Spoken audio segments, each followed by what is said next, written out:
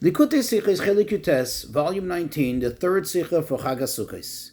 This Sicha will discuss the Mitzvah of Hakhel, which begins on Sukkos, in the 8th year, that is, in the year following the Shemitah, the sabbatical year.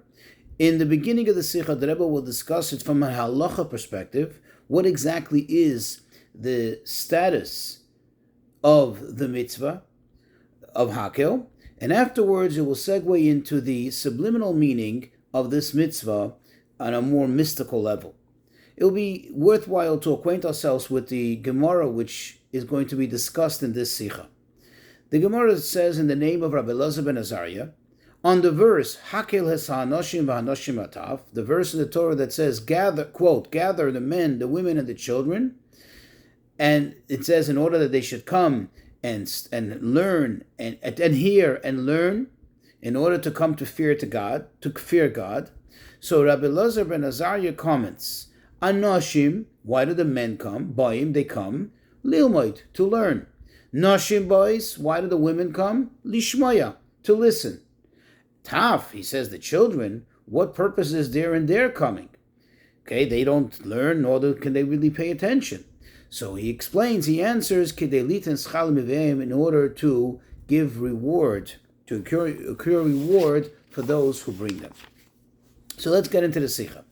In connection to the Mitzvah of Hakhel, which begins at the end of the first day, that means the Moitzai Yom Tov Harishon Shel Chag, the night of Chol HaMoed, we find something very, very unique, and perhaps you could even say exclusive. That is, that the mitzvah of Hakhel involves every single Jew, even toddlers, even little babies, little infants. As it says, Hakhel is anoshim ataf, gather men, women, and taf, and children. Taf means babies. Now, in general, you never find such a thing that a mitzvah from the Torah, biblical obligation, should include children. Therefore, says the Rebbe, it could be said that this uniqueness, this special unique thing, that the obligation that there is in this mitzvah, actually expresses the integral point in the general concept, the idea, the purpose of this mitzvah.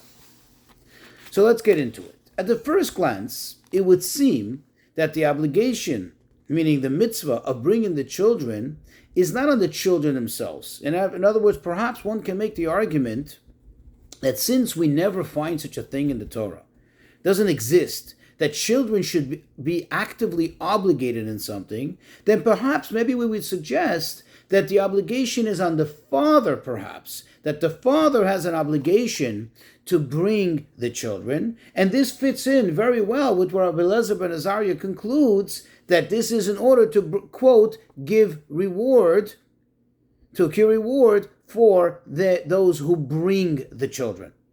That would seem fine. However, there is another Gemara.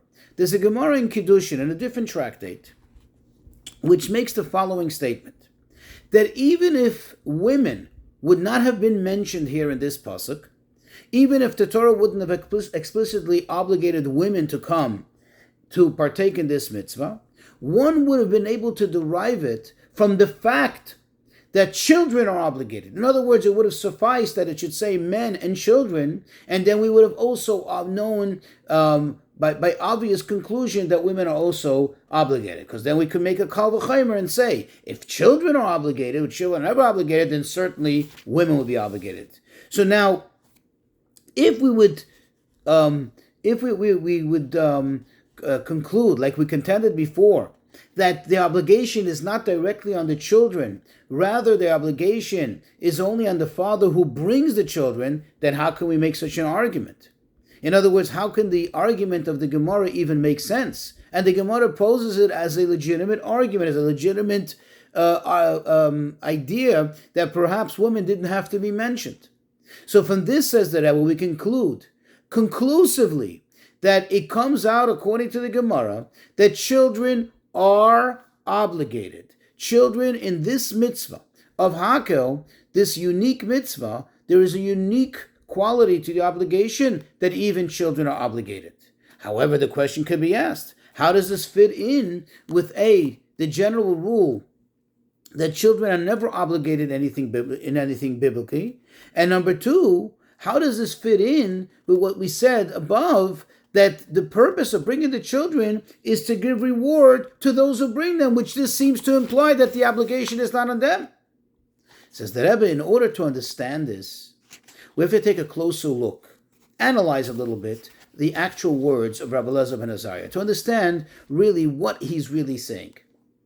Because if you look at it, the question really is, what exactly is the novelty? What exactly is he telling us that we wouldn't know without him? When he says the men, quote, come to learn, the women come to listen. Why do we need Rabbi Eliezer ben Azariah for that? Doesn't that say that explicitly in the pasuk? The verse says, "Leman yishmu, leman yilmedu," in order that they should hear, listen, in order that they should learn. So what's he adding to the understanding of the pasuk of the mitzvah of Hakhel? Well, the explanation is, says the Rebbe, that if you look a little closer to the verse, to the pasuk which we quoted, the pasuk says Hakhel. This pasuk is speaking b'lashon yachid. The verse is speaking in a singular form. It says Hakhel. It doesn't say Hakhilu, you should all gather. It says Hakhel, you, the individual, should gather. Who is this you? Who is this individual that the Torah is obligating, that the Torah is instructing to gather all the Jews? That's the king. The king has an obligation to gather all the Jews. In other words, it comes out from this that number one, the obligation is not on the individual. The individual doesn't have a biblical obligation to come to Hakhel. Rather, it's the king that needs to ensure to gather them, that they should be brought to Hakhel. That's number one. And number two, it comes out that when you complete the second half of the verse, meaning when the condition of the verse is met, that the men come and they learn, they study, and the women come and they listen, then the obligation of the king who was obligated to gather them becomes fulfilled in its entirety. That, in other words, that they help him fulfill his mitzvah through their learning and through their listening, by them being there. But because why? Because that is the ultimate objective in the mitzvah. Now, this is as far as the biblical verse is concerned. If we read the biblical verse literally, that's what comes out. Again, that the obligation is on the king. The king is the one who has the obligation to perform the mitzvah of Hakhel, to gather all. And then the people who come and learn and listen, the men and the women, they now, so to speak, help the king to fulfill in his obligation in its entirety. Here is where Rabbi Eliezer ben Azariah comes in. Rabbi Eliezer now adds, and he's mechadesh. Mechadesh means he adds a novel idea that number one, also the men and women have somewhat of a personal obligation to come. In other words, notwithstanding the fact that as we just concluded, as we just pointed out, biblically speaking, the men and the women, the people, are merely the objects of the mitzvah. They are, so to speak, the instrument through which the king fulfills his mitzvah. So it would seem that they have no obligation. Comes Rabbi Eliezer ben Azariah in Torah Shabbat Peh, and he gives us a deeper insight that also they, the men and the women, also have a personal obligation that they contribute to themselves, not in addition to what they're contributing to the king. And this is along the line, says the Rebbe, where we find a precedent for this. The Ran explains when it comes to the mitzvah, for example, the mitzvah of Pirya V'Rivya, the mitzvah of having children. So the mitzvah is the obligation of the Torah is on the man. Obviously, a man cannot do it without a woman. So now the question is, does the woman have any mitzvah in it? And the Ran concludes that although the explicit obligation of the Torah is directly on the man, he has the imperative, the obligation, but certainly the women in this case, are fulfilling a great mitzvah by participating in this, by making this happen.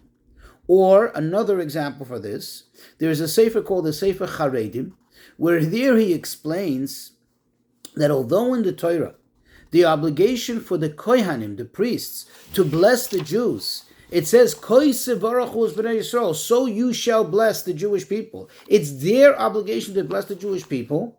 Yet, says the Charedim, it's also, according to the way he explains it, it's also a mitzvah saseh, it's also a biblical obligation on each and every Jew to become blessed by the Kohen. So likewise over here, this is what he's at. This is what Rabbi Elazar ben Azariah is telling us. That although their obligation is not their individual obligation, it's the obligation of the king, that he has to see to it to gather all of them, yet they also have a personal obligation and their contribution to it, that they're not only contributing to the king, but also contributing to their own fulfillment, so to speak, of fulfilling this mitzvah, their part of the mitzvah, their individuality in the mitzvah. So that's one point that Rabbi Elazar ben Azariah is adding. Another thing he's adding, that the men and the women that come, they're not just there to be there, but rather they have a double obligation. One obligation is to come to be there. Number two, to come and to learn. He's emphasizing that they have to actively try to learn or try to pay attention, that their activity, that they have to actively make an effort to hear and to absorb and to listen. And a continuation to that, this is where the latter part of Rabbi Elazar ben Azariah's saying comes in, where he says, if so, then how do the children fit in? In other words, men and women, we can explain that they have their own individual obligation, that they contribute, so to speak, to themselves for their own spiritual well-being, if I may.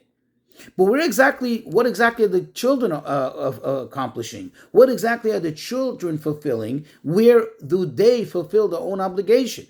That's where he answers that in addition to the children being brought, in order for the king to have fulfilled his obligation, they're also, by them being brought by the parents, they are contributing a more reward to the parents who had brought them. That means, in addition to the fact that they're fulfilling the king's obligation by bringing the children, they're also adding virtue to their own selves, that they're making the active effort to hear and to learn. This contributes to their success in doing so. Now we can understand the statement that the Gemara made in Kiddushin, that the Gemara said, Tfeilin chayavim. It categorically said that the taflin chayavim, that the children are obligated in this mitzvah. Taflin chayavim, that the babies are obligated in this mitzvah. And remember, we asked, how can you ever say babies are obligated in a mitzvah? Babies are never obligated in any mitzvah. Little children are not obligated in anything. Now we could understand it. It doesn't mean that they have an obligation, but it means that they are in the same category of the men and the women to help fulfill the obligation of the king. In other words, it's a collective category. It's a category of men, women, and children whom the king has obligation to gather. That level of obligation is equal to everyone. And since the children are obligated like men, in this case, in other words, since the men are obligated to come to help the king fulfill his mitzvah, and if the Torah would have mentioned only children, not mentioned women, we would have been able to derive that women are also obligated, because if men are obligated and children are obligated to help fulfill this mitzvah as a collective, then certainly the women would also fall into that category. So now we can take this to a little more subliminal understanding of this mitzvah. Now that we understand that there's really two parts to the mitzvah. There is the obligation that's on the king, that he has to bring everyone together, and then there's the individual obligation, so to speak, the sub-mitzvah, the subcategory of the mitzvah, for the individual himself, whether man or woman, to enhance their learning, their listening, their absorption of what the king is teaching and what the king is saying. So now we can take it to a little more esoteric or a little more subliminal level.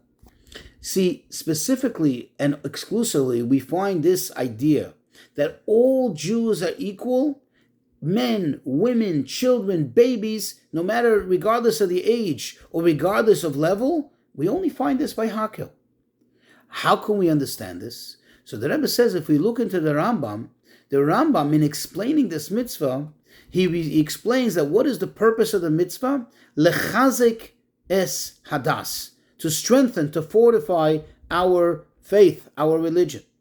Or if we take the Chinuch, the Sefer Chinuch, who explains every mitzvah and gives us an idea of the background, the idea of the mitzvah, he says, Zois ha-mitzvah amud chazak v'kavod gadol badas. This mitzvah is like a strong anchor and a great virtue in our faith. So you see that what is the idea? What is the underlying purpose of the mitzvah of Hakhel? It is to reveal, to bring out the deep-rooted faith that's in every single Jew. And now we can understand that it makes sense.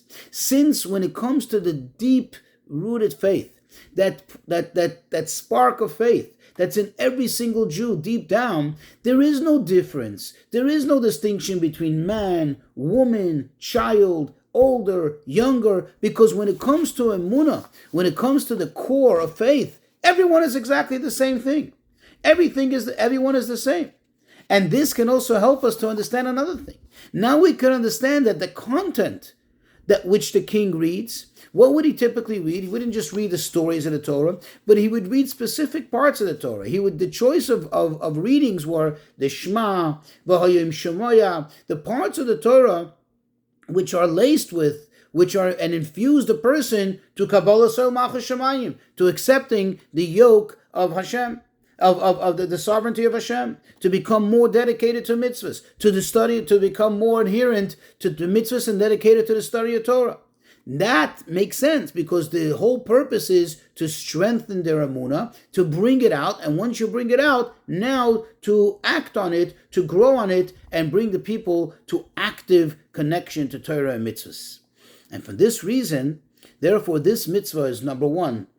To summarize, number one is equal by all Jews, because when it comes to the core, there's no difference in age. And number two, why was it directed to the king? In other words, why is the obligation, as we maintain, that specifically on the king? Why is it the king's duty to gather everyone? Because we know the king is called Lev Ha'am. He's the heart of the people. He is the Neshama Klolis. He is the general soul which embodies all the Jews, which brings together all the Jews. So just like when you have something in the body, it has to come from the heart, and from the heart it spreads the blood and the oxygen and everything to the entire body. So too, this is something that touches the core of faith. It has to come from the king, and he needs to be the one to awaken and bring out the faith, the deep-rooted core faith that's in every single Jew. And now we can understand another amazing idea that which we find also only, exclusively in the Mitzvah of Hakhel. You see, typically, every yontif, the aspect of every yontif, usually is meant to last until the next time that yontif comes around. And this is implied different places in the Torah. However, when it comes to the Mitzvah of Hakhel, in those verses where it describes the purpose, it says over there that in order that you should hear, in order to listen, or you should learn, and you come to fear Hashem, and then it says, Kol Hayomim, all the days Asher Atem Chaim Al Adama, that you live on this earth, on the land, meaning on the earth. The meaning is, this is meant to last for an eternity. It's not meant to just last for a short time period, whether a year, 2, 3, 4, but rather it's meant to last forever. Why? Because this is not just another aspect of Judaism. As we explained, this is meant to bring out the core faith. And the core faith is something that's forever, that doesn't change. The core faith is something that has to be active, it has to be present, it has to be something that you feel all the time, every time, and any time. And therefore, this is something the Torah says that lasts forever. Now, once the king arouses this faith, then comes the Torah Sheba'al Peh, as Rabbi Eliezer ben Azariah explains, and it reveals to us an added thing, that one needs to now individually activate, so to speak, act on it, and activate their own inner virtues. The men to learn, it has to affect them that they should learn, that they should become more engrossed in the learning. The women, that they should listen, they should adhere, and so on and so forth. Meaning the individual itself, where over there, you don't have the same collective equality as you have that when it comes to the Amunah, which you can generalize and pack everyone together in the same collective. Here already, Rabbi Eliezer ben Azariah is pointing out, each individual has their obligation, their particular imperative to study, to learn, and to take it to the next level. This is already something which is more individualized. And that's where the Gemara continues. Rabbi Elazar ben Azariah concludes that when you bring the children, that gives you extra reward. What reward does it give you? It doesn't give you reward more points in the candy shop. It doesn't give you more ice cream. It gives you reward, meaning that in that which you have now, that obligation you have to learn or to listen, to adhere, and for the women, and to take it to the next level, in that you become now more effective. You have more, so to speak, more reservoir, resources of energy, of spiritual energy God gives you because you brought your children to arouse their emunah. That is the reward. Says the Rebbe, the Hoirah from this, the active directive from this is, although we don't have the Beis Hamikdash right now, but still, since the Torah is everlasting, so we need to ensure that when it comes to the festival of Sichos, especially in a year of Hakhel, we need to ensure to see to it that all Jews, including children, and the Rebbe says children, he means literally children in age, or children when it comes to Torah knowledge and mitzvah observance, that all should gather together in order to bring out, to arouse their deep-rooted core faith that's in every single Jew, and to get them more actively involved in Torah and mitzvahs. And this will not only affect them, but it will affect those that bring them and enhance their experience in their emunah and in their Torah and mitzvahs. And of course, all this until and will bring to the materialization of the promise in Yirmiyahu, Kohol Gadol Yeshuv Beheinu. The Yirmiyahu promised that a great congregation, Kohol, like the same word as Hakhel, will return here, Karav Mamish, to the coming of Mashiach Tzidkenu.